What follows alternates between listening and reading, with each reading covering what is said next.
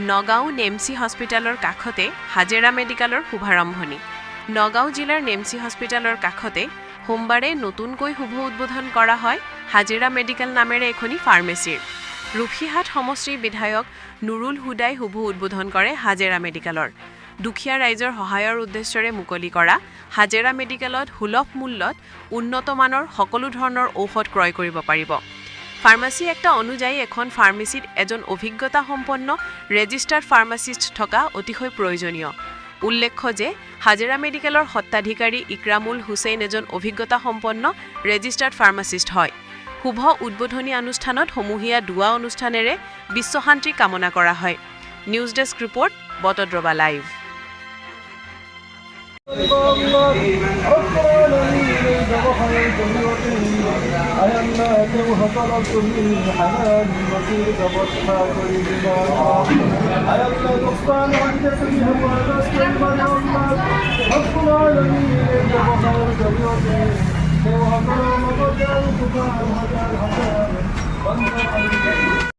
আসসালামু আলাইকুম